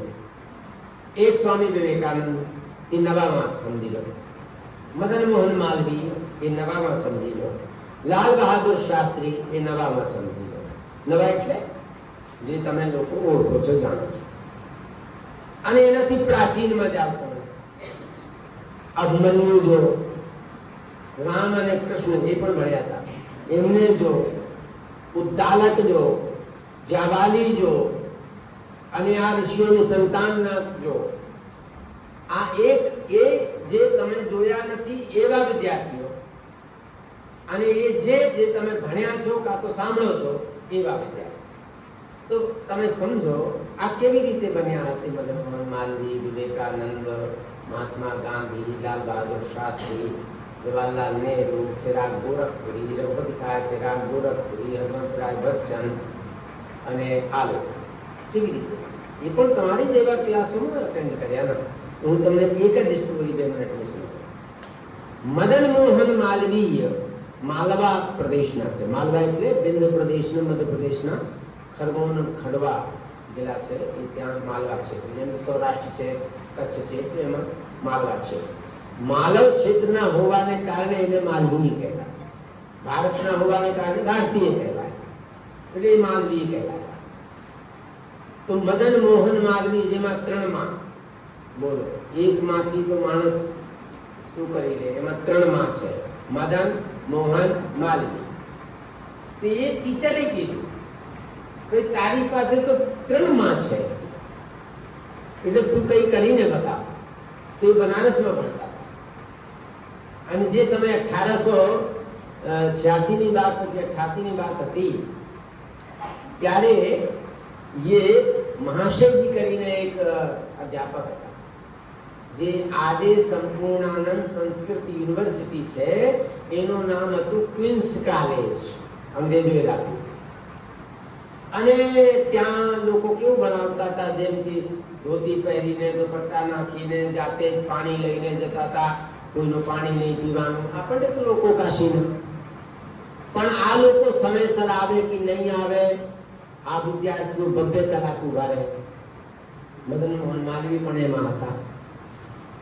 अब कोई કીધું કે ગુરુજીને કાલે કહીએ કે ગુરુજી થોડા સમયસર આવો તો અમારું પણ કામ થાય. અને એની દિનચર્યા એવી હતી કે 4 વાગે ઉઠે, ગંગામાં સ્નાન કરે, ગંગામાં સ્નાન કરીને આવે, પછી કાશી વિશ્વનાથમાં જઈને અભિષેક કરે, અભિષેક કર્યા પછી ઘરે જાય, ઘરે પછી થોડી ખાઈ પીને પછી નીકળે આખા દિવસ માટે. તો 11 વાગી જાય. તો એક દિવસ મદન મોહન માલવીને કોઈએ વિદ્યાર્થીએ કીધું કે સાહેબ એક કામ કરો. બોલે હા, શું કરીએ? બોલે ગુરુજીને ઘડી બતાવી ગયા. તો બોલે આ દિલ્હીની ગળેમાં ઘંટી કોણ બાંધે? બોલે ખબર નહીં ગુરુજી શું સમજે. બોલે ના ના કહીશું આપણે કે આ નવી ઘડી આવી છે. તો જ્યારે તમે જૂના ઘડી જોઈ છે, જે મહાત્મા ગાંધી જંજીર હતી અને લટકાઈને રખતા હતા, રાઉન્ડ વાળી હતી, તો महाशय आया गेट ऊपर. तो मदन मोहन मालवीय ने कहा गुरुजी जो, तो उन्होंने हिंदी में कहा गुरुजी देखिए कितनी बढ़िया घड़ी आई है, बहुत अच्छी चमक रही है, देखो. राउंड नहीं ले पकड़े थे, वहां से नहीं समझ। बोले मालवी, हाँ हमको टाइम दिखा रहे हो कि हम लेट हो गए हैं, जाओ आज से हम इस महाविद्यालय में पढ़ाने नहीं आए। सोचो, देखो तो ये गुरुओं की बात, और तुरंत समझ गए। बड़ा भारी विश्वविद्यालय का वो बनाने वाला बनता है, क्योंकि अब विश्वविद्यालय बनाएगा जो मुझे टाइम दिखा रहा है। ये बात मदन मोहन मालवीय को लग गई। वहां से ये चले गए, पूरी काशी में हल्ला मच गया। उस समय तो ऐसा मोबाइल का जमाना नहीं था, लेकिन पढ़ने वालों में हल्ला मच गया कि गुरु जी ने मना कर दिया। और उनको 3 रुपए मिलते थे महीने के पढ़ाने के, 3 रुपए। 3 में 1.5 में वो गाय पालते थे, 2 विद्यार्थी रखते थे, और 1.5 में अपना घर चलाते थे। आप सोचो तो इन विद्वानों की कंडीशन। मदन मोहन मालवीय घर से सतुआ बांध के लेके जाते थे, इतने गरीब घर के आदमी, और चना बनते थे, वहां से जाके खाते थे। खैर, उन्होंने कहा कि गुरु जी ने मना कर दिया, उसके लिए तो अपने क्षमा मांग लेंगे, लेकिन आज गुरु जी ने बड़ी जोरदार प्रेरणा दे दी कि यूनिवर्सिटी बनाना। अब तो मैं जीवन में विश्वविद्यालय बना के छोड़ूंगा। और उन्होंने प्रार्थना की, तो उनका मैं विद्यार्थियों को नुकसान नहीं करूंगा, वहां नहीं आऊंगा पढ़ाने, पर विद्यार्थी मेरे घर आएंगे तो मैं पढ़ाऊंगा। और फिर यावत जीवन महाशय जी ने, घर के बाहर की जगह कम थी, रोड में बैठा के पढ़ाते रहे। मदन मोहन मालवीय पढ़े, पढ़ने के बाद उनको लगा, और कांग्रेस के अध्यक्ष भी रहे हो, और उनको लगा कि अब उनको विश्वविद्यालय बनाना चाहिए। बचपन से उनके दिमाग में थी। तो उन्होंने सबसे पहले सोचा विश्वविद्यालय बनाने के लिए जमीन चाहिए। तो वे महाराजा महेंद्र सिंह जो थे काशी के नरेश राजा, उनका इन्हीं से पहले मांगते हैं। महाराज से कहा कि महाराज हमको विश्वविद्यालय बनाना है। तो बोले हाँ, तो क्या करो? बोले आप जमीन दे दो, क्योंकि पूरी काशी आपकी है। तो बोले पक्का है कि बनाओगे? बोले हाँ। बोले कितनी जमीन चाहिए? बोले जितनी आप दे सको। बोले नहीं, सुबह सूर्योदय से लेके शाम को सूर्योदय तक तुम जितना लंबा जा सको उतनी चौड़ी मैं जमीन दे दूंगा। और मदन मोहन मालवीय को जिन्होंने देखा हो, अच्छे खासे 6 फुट के थे, इतनी लंबी लंबी टांगे भरी कि 18 किलोमीटर निकल गए झारखंड उसमें, तो 18 किलोमीटर चौड़ाई दी थी उन्होंने। आज काशी हिंदू विश्वविद्यालय विश्व में 3रे नंबर का विश्वविद्यालय है। खैर, वो जाने दो। मैंने उनको टीचर की, गुरु जी की ये बात लग गई। मुझे यहाँ 2 बातें आपको समझानी है। कभी कभार गुरु जी या टीचर गुस्से में भी जो कह जाए और आपका प्रेरणा बन जाए, तो भी जीवन सुधर जाता है। सही बात तो उधर रोज कहते हैं, कभी कभी नाराजगी में अभिशाप भी आशीर्वाद बनता है, आशीर्वाद भी कभी अभिशाप बनता है। एक तरीके से उन्होंने नाराजगी में कह दी। दूसरा अभिशाप और आशीर्वाद की बात बता देता हूं, फिर मैं दूसरे पर आता हूं। सोचो, एक ऋषि नदी के किनारे बैठे पूजा कर रहे थे, शालिग्राम काले काले होते थे, उसकी पूजा करके उन्हें आंखें बंद कर दी। 2 बंदर आए, नल और नील। उन्होंने सोचा ये रसगुल्ला जैसी चीज क्या है, माने मिठाई क्या है। उन्होंने पहले खाई तो बना रहे, पानी में फेंक दिया। वो ऋषि जो है पूजा करके जब उठे, उन्होंने कहा शालिग्राम कहाँ गए? तो देखा तो बंदर घूम रहे थे। बोले यहाँ आओ। बोले क्या हुआ? बोले यहाँ जो शालिग्राम जी रखे थे कहाँ गए? बोलो तो हमने फेंक दिए नदी में। बोले मूर्खों, वो हमारे विष्णु जी का स्वरूप है। जाओ, मैं आज से तुम्हें श्राप देता हूं, कभी भी किसी ऋषि की मूर्ति को तुम फेंकोगे पानी में तो डूबेगी नहीं। ये अभिशाप था ना, ये आशीर्वाद बना राम सेतु बनाने में। जब ये बात बताई जामवंत ने कि आप नल और नील को ले आओ, ये 2 पत्थर स्पर्श करेंगे, डूबेगा ही नहीं, इनको ऋषि का श्राप है। आप सोचो, बड़े लोग, ऋषि लोग, सीनियर लोग, गुरुजन, माता पिता गुस्से में भी कभी कह जाएं तो वो आशीर्वाद बन जाता है। ये बात, ये आशीर्वाद करो। अब शाप आशीर्वाद बन गया, और कई जगह पर आशीर्वाद अब शाप बन जाता है। भस्मासुर और शंकर जी की कहानी, उन्होंने कहा मैं जिस पर हाथ रख दूंगा वही भस्म हो जाए। बोले ठीक है, दे दिया, जा। आशीर्वाद था, और धीरे धीरे उसने खुद ही अपनी खोपड़ी पे रख लिया, नष्ट हो गया। तो माने आशीर्वाद अभिशाप बनता है, अभिशाप कभी आशीर्वाद बनता है, लेकिन ये मिला किससे होना चाहिए, ये बात है, सामान्य लोगों से नहीं। इसीलिए लिखा है गुरुर आज्ञा व्यभिचारिणी, संस्कृत में गुरु, अध्यापक, माता पिता, ये भी गुरु की कोटि में आते हैं। ये लोग कोई बात कहे तो उस पर विचार नहीं किया जाता, क्रिया की जाती है। यदि आप विचार में पड़ गए तो इसका मतलब आपका विवेक शून्य है। वहां विवेक लगाने की जरूरत नहीं है, वहां समीक्षा करने की जरूरत नहीं है, आप प्रचित नहीं कर सकते। आप उन्होंने कहा ऐसा करना इसलिए करना, उस पर विचार मत करो। इसका उदाहरण सुन लो।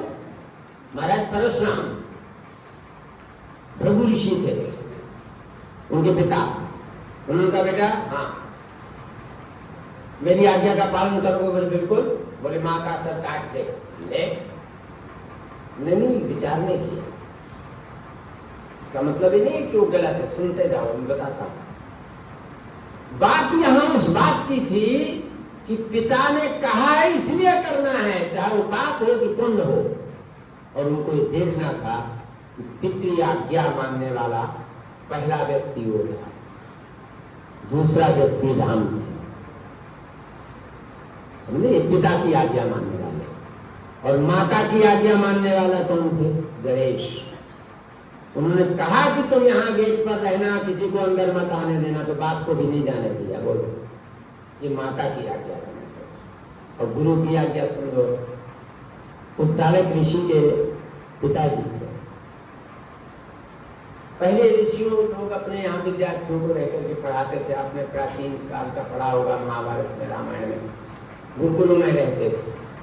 घर के लोग वहां जाते नहीं थे पूछने की आज खा दूं कि नहीं खा दूं। हम लोग भी रहे हैं।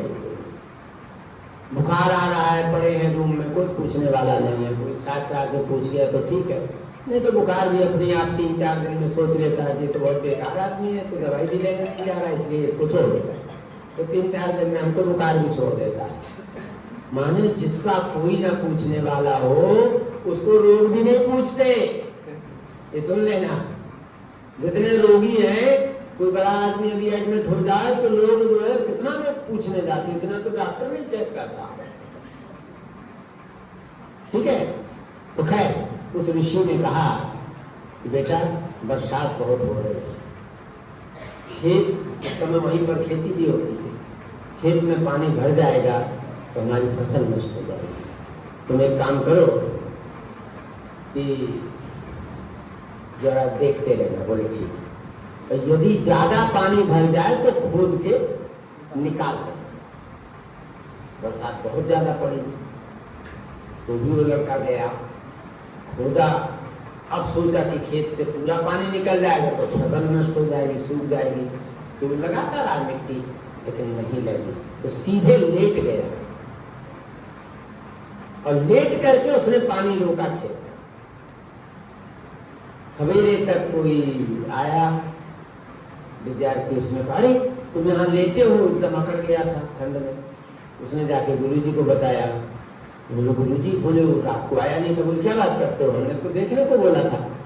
बोलो तो वहीं पड़ा है। तो गए तो गुरु बोलने लगे कि तुमने एक वचन में अपने शरीर, मन, वाणी, बुद्धि, चित्त, अहंकार सब लगा दिया। जाओ बेटा, आज से तुम्हें पढ़ने की जरूरत नहीं। जितने ग्रंथों को ऐसा स्पर्श कर लोगे सब तुम्हें कंठस्थ हो जाएंगे। अब बताओ, ये गुरु का आशीर्वाद। माता पिता, गुरु, ऋषि, ये लोग सामान्य नहीं बोलते, और आज का विद्यार्थी इनको सामान्य लेके चलता है। यही सबसे बड़ी भूल है। हम लोग आज भी, मैं खुद इतने वर्ष का हो गया, मेरे गाइड है, मैं उनको फोन करके पूछता हूँ। पहले मैं जानता हूँ तो भी पूछ लेता हूँ, सर ऐसा से ऐसा ही है ना, अरे हाँ बेटा ऐसा ही है, उनको बड़ी खुशी होती है।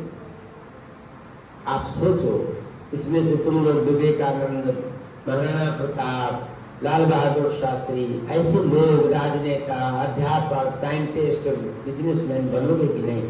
तब आप लोग याद रखोगे कि त्रिवेदी साहब प्रिंसिपल हुआ करते थे, तब हम लोग पढ़े थे। आज हमारे कॉमर्स में 60 साल पहले जो लड़के पढ़े थे वो सब इकट्ठे हुए और सब एक दूसरे से जुड़े और सब के सब बिजनेसमैन हैं और कोई अच्छे सर्विसमैन। पता है कितना करोड़ आया दान में? 1,60,00,000 रुपया उन लड़कों ने दिया कॉमर्स फैकल्टी में। पेपर में भी आया होगा, पढ़ा होगा। सोचो आप जहां से जो ले रहे हो आप वहां कुछ लेके जाओ। ये ऋण होने की बात है। भारतीय संस्कृति में 3 प्रकार के ऋण होते हैं। एक होता है ऋषि ऋण, एक होता है पितृ ऋण और एक होता है देव ऋण। ऋषि ऋण का मतलब पहले चूंकि ऋषि लिखा जाता था क्योंकि अध्यापक का है, जो जिसने आपको ज्ञान दिया है वो ज्ञान आपने उस अध्यापक से लिया, तो तुम्हारा दायित्व है अपने जैसा एक मानव खड़ा करके जाओ, उसको ज्ञान दे के जाओ। ये ऋषि ऋण से आप मुक्त हो जाएंगे। पितृ ऋण, तो माता पिता ने तुम्हें पैदा किया तो तुम भी गृहस्थ बन करके संतान पैदा करो और उसको अच्छा बनाओ तुम्हारी तरह। ये है पितृ ऋण। तीसरा ऋण है देव ऋण। जिन आस्थाओं में आप जीते हो, जिन संस्कारों में आप जीते हो, जिस देवताओं में जीते हो, जिस कुल देवताओं के सहारे चल रहे हो, उनके प्रति श्रद्धा, नमन, विश्वास, पूजन रखिए। ये देव ऋण। तो ये तो ऐसे वाले ऋण है। हम आज भी जिस संस्था में पढ़े, लोगों को पता नहीं था सर, पिछले जनवरी में मुझे महाराजा छत्रसाल बुंदेलखंड विश्वविद्यालय ने एज ए रिसोर्स पर्सन बुलाया। मैंने तुरंत स्वीकार कर लिया, जबकि उसी समय मुझे काशी विश्वविद्यालय का एक वाइवा लेना था। मैंने वो वाइवा पीछे किया। मैंने कहा उस विश्वविद्यालय ने बुलाया, मुझे जाना है, तो मैं गया। और विषय था वन्य संस्कृति में, भारतीय ज्ञान परंपरा में वन्य संस्कृति, जंगल की संस्कृति क्या थी, और उस पर मैं बोला। बहुत लोगों ने तालियां पीटी। मैंने कहा आपको पता है? बोले धन्य है आपका कॉलेज, आपका गुरुजन, आपके सब लोग, जो कि आपने ऐसा तैयार किया। उसने आभार व्यक्त किया। तो मैंने कहा सर 2 मिनट चाहिए मुझे। बोले हाँ नहीं। तो मैं बोला, मैंने कहा तुम्हें पता है मैं किस कॉलेज का छात्र हूँ? इसी कॉलेज का छात्र। मैं छत्रसाल कॉलेज नहीं था, उसका नाम था महाराजा कॉलेज। आज वो विश्वविद्यालय बन गया। पूरा विश्वविद्यालय के लोग खड़े हो गए कि हमको पता ही नहीं था ये हमारे कॉलेज का स्टूडेंट है। 36 साल पहले आज वाइस चांसलर शुरुआत तैयारी रोने लगी कि हमको अब हम लिखेंगे कि आप यहाँ के पढ़े लिखे हो। कहने का मतलब है कि आपके नाम के पीछे, आपके काम के पीछे, आपके ज्ञान के पीछे, आपके पैसे के पीछे 10 लोगों का सीना चौड़ा होता है। आपके माता पिता को अनुभूति होगी हमारे बच्चे ने ऐसा किया, वो तो हो गए। आपके बच्चे भी इस बात को अनुभव करेंगे कि हमारे पिताजी ने ऐसा किया। आपके दादा भी इस बात को करेंगे, 4 पीढ़ी तो आपके घर में करेंगे। ठीक, अब आप लाओ गुरुजनों पर। जिन जिन टीचर्स ने पढ़ाया होगा वो टीचर जब कहीं तुम्हारा सम्मान होगा, जब कहीं तुम अच्छे ढंग से बोले जाओगे, तो पता है वो टीचर जाके बोलेंगे ये स्टूडेंट हमारा है। भले स्टूडेंट भूल जाए, टीचर कभी नहीं भूलता है कि मैंने पढ़ाया। उसका कितना बड़ा गर्व होगा। फिर आप जिस कुल में हो, किस जाति में हो, जिस गांव के हो, जिस कॉलेज के हो, इन सबको गर्व होता है। तो अपने आप को कम नहीं समझना चाहिए। हर व्यक्ति में ऊर्जा होती है। यदि ये सही है कि हर व्यक्ति में, जन जन में, जीव में ईश्वर का वास है, चैतन्य शक्ति है कि नहीं, जैसे मैं बोल रहा हूं, तो जितने में ईश्वर की शक्ति है ना, हर व्यक्ति में, हर लड़के में, हर छात्र छात्राओं में ऊर्जा पहले से रहती है, केवल करंट देने की जरूरत होती है। यदि हमने वहां से स्विच ऑन किया, यदि बल्ब सही होगा, वायर सही होगा तो जलेगा ना, और बल्ब भी फ्यूज हो गया तो हमें अपने आप को इतना मोटिवेट करके रखना चाहिए, इतना सकारात्मक रहना चाहिए, इतना पॉजिटिव सोचना चाहिए। एक और बता देता हूं, साइंस का एक नियम, आप जिस तरीके की मानसिकता बनाएंगे, आपकी क्रिया, आपका उत्साह, आपका विवेक, आपकी निर्णय शक्ति वैसी ही बन जाएगी। उदाहरण देता हूं प्रैक्टिकल। हम लोग हरियाणा एक कंपटीशन में गए। वो कंपटीशन तो कॉलेज का था, लेकिन वहां ये पता लगा कि यहाँ जो मल्ल युद्ध हो रहा है, आज भी हरियाणा में कुश्तीबाजी होती है। तो लड़े, तो हमने कहा चलो देखने चलते हैं। तो उस समय टिकट लगती नहीं थी, गई। तो एक पहलवान बार बार कह रहा था ऐसा ना हो यार मैं हार जाऊं, जबकि वो चैंपियन आदमी, ऐसा ना हो मैं हार जाऊं, ऐसा ना हो कि मैं हार जाऊं। और सचमुच में उससे बलिष्ठ था वो, और वो हार गया। आप सोचो, आप यदि मन में विचार करते रहोगे कि कहीं ऐसा तो नहीं होगा, कहीं ऐसा तो नहीं होगा, कहीं संशयात्मा विनश्यति, गीता में लिखा है, संशय करोगे तो विनाश होगा। पॉजिटिव करो, बिल्कुल अपने जुनून होकर के लगो। क्या होगा ज्यादा से ज्यादा, कम मार्क्स आएंगे, क्या होगा ज्यादा से ज्यादा, फेल होंगे। फेल होने का परिणाम ही पास होता है। क्या दुनिया में सबके सब में फर्स्ट डिवीजन आते हैं क्या? क्या दुनिया में कितने लोग गधे हैं जो बाद में बड़े बड़े साइंटिस्ट बने? कालिदास जैसा आप देख लो। आप लोगों ने कहानियां सुनी होंगी कि भाई वो तो मूर्ख थे। अरे मूर्ख थे तो विद्वान कैसे बन गए? इसका मतलब है ऊर्जा उसके अंदर छिपी हुई। दीपक में, डिबेट में घी और डिबेट हो, माचिस लगाओगे तो जलेगा ना। जब घी ही नहीं होगा, यही नहीं होगा तो कैसे चलेगा? तो आदमी का कोई दोष नहीं। मानो ऊर्जा सब में है, आप लोगों में भी है। आप लोग अपने आप को कम मत आंको, आप लोग अपने आप को अक्षम मत समझो कि मैं ये नहीं कर सकता। क्यों नहीं कर सकते? हाउ बताओ, नॉट इम्पॉसिबल मैटर। कोई चीज असंभव नहीं होती है, सब संभव होती है। पर करने वाले की क्रिया शक्ति, इच्छा शक्ति और जिज्ञासा शक्ति, ये तीन होनी चाहिए। यदि आपके अंदर जिज्ञासा है तो आपके अंदर इच्छा शक्ति आएगी, इच्छा शक्ति है तो आपके अंदर क्रिया शक्ति आएगी, क्रिया शक्ति है तो आपको क्रिया का परिणाम भी मिलेगा। इसलिए बच्चों, मैंने तो बहुत कुछ बातें कह डाली, कोई जरूरी नहीं था इतना सब कहता, लेकिन आप लोगों की उपस्थिति को देख करके मुझे लगा बता देना चाहिए कुछ स्टोरियाँ। बाकी कोई विषय नहीं था, केवल इतना था कि आप लोग पढ़ो, लिखो, अच्छे बनो। और मैं इस कॉलेज के पूरे एडमिनिस्ट्रेशन को, विशेष करके त्रिवेदी साहब का, आप मैडम का, आप सभी का आभार व्यक्त करता हूँ।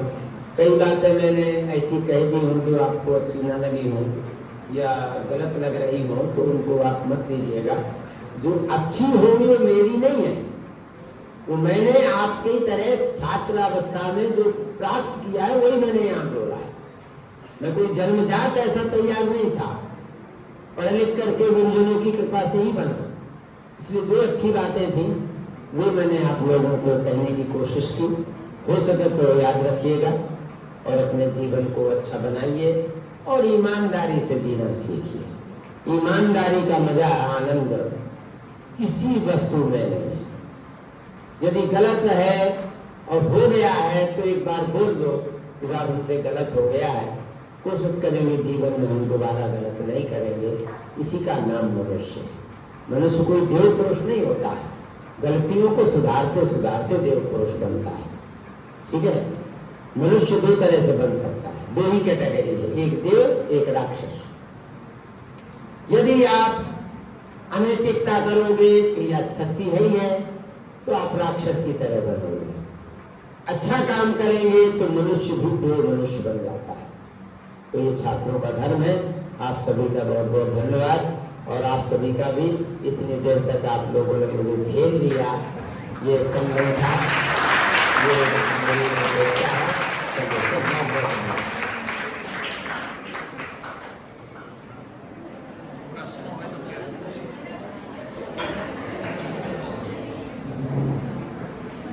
ખૂબ ખૂબ આભાર શુક્લા સાહેબ. 1 કલાક 1.5 કલાક એટલે સારું જ રહ્યું. બહુ જ સરસ બોલ્યા. એવું સરસ જીવનમાં ભાથું બાંધી આપ્યું છે. જેને સાચવતા આવડે એ સાચવીને લઈ જજો ઘરે અને એના માટે ક્રિયા કરવા માંડજો. સરસ વાત કરી. ગુરુજી, માતા પિતા અને એક વિદ્યાર્થી અવસ્થાનું પોતાનું શું કર્તવ્ય હોય એની પણ બહુ સરસ વાત કરી. અને હંમેશા પોઝિટિવ રહો, વિચાર લાવો, એનું ઇમ્પ્લિમેશન કરો. ચિંતનભાઈ તો નવા નવા વિચારો લાવે છે, એટલે એક ઉદાહરણ આપણા કોલેજમાં જ છે અને કરે પણ છે બધું જાત જાતનું, એટલે એમાંથી પણ કંઈક શીખો. તમને કોઈ પ્રશ્ન છે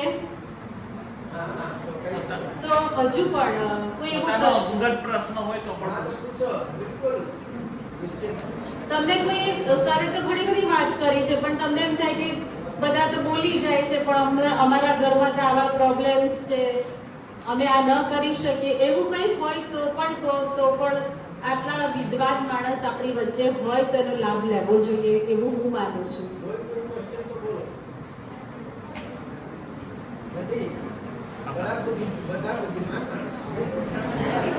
એટલે દેવ કેટેગરીના અમારા વિદ્યાર્થીઓ છે, એટલે પ્રશ્ન તો નથી, સમજણ પણ પડી છે એવું માનું છું, કારણ કે બધા જ શાંતિથી સાંભળતા હતા.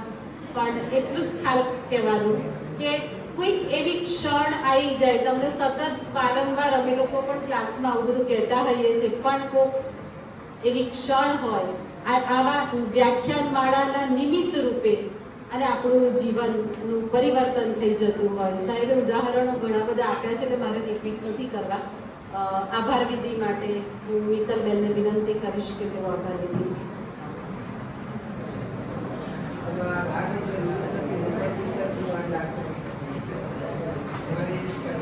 આચાર્યશ્રી, મુખ્ય વક્તાશ્રી, અધ્યાપકો તેમજ વિદ્યાર્થી ભાઈઓ તથા બહેનો, સૌથી સંસ્કારની વાત કરીને તો આજે જે ધીરજ ધરીને બેઠા છો ને એ સંસ્કારમાં જ આવે, કે એ સમયમાં જે વર્તન તમારું જે છે ને એ ખરેખર સંસ્કારમાં જ આવે.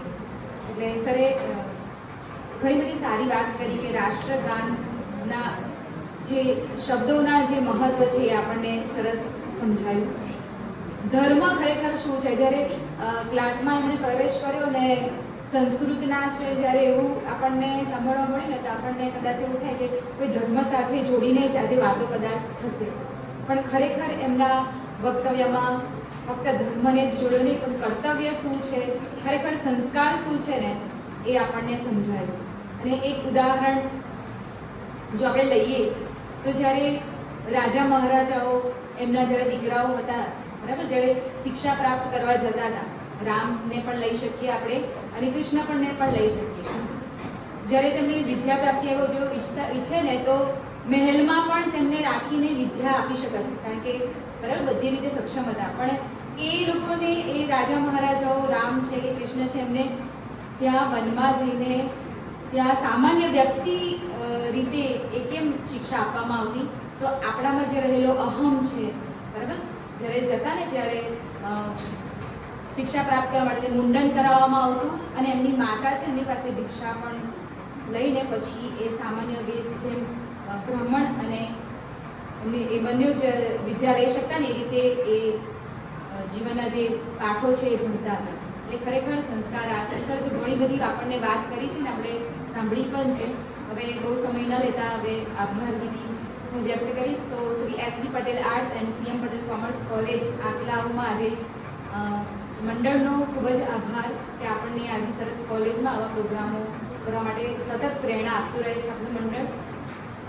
આપણા આચાર્ય શ્રી પરેશ દેવી સાહેબ ઉત્સાહી છે અને આપણે હંમેશા એ ઉત્સાહ આપે છે અને આવા કાર્યક્રમનું આયોજન કરે છે, જેના થકી આજે આ મણકો 6 ડૉક્ટર કિશોરસિંહ રાવ સાહેબ વ્યાખ્યાનમાળા યોજવામાં આવી છે. તો આજે ભલે આપણી વચ્ચે એ નથી પણ તેમના કાર્ય થકી આપણી વચ્ચે જ છે એ ડૉક્ટર કિશોરસિંહ રાવ સાહેબનો ખૂબ ખૂબ આભાર.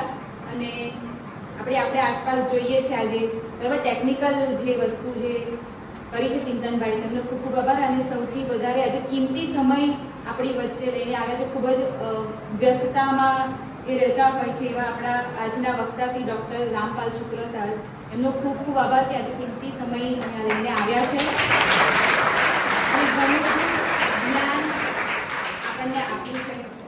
દરેક અધ્યાપક ગણનો ખૂબ ખૂબ આભાર. અને સૌથી વધુ આજે જે સંચાલન કર્યું છે આપણા દિવ્યા મેડમનો ખૂબ ખૂબ આભાર. અને સૌથી વધારે આપણા વાલા વિદ્યાર્થીઓનો ખૂબ ખૂબ આભાર કે આટલી ધીરજ ધરીને અહીંયા બેઠા છો, એ તમારો ખૂબ ખૂબ આભાર. અને આવા કાર્યક્રમમાં આપણે હાજર રહીએ એવી આશા રાખીએ. આભાર.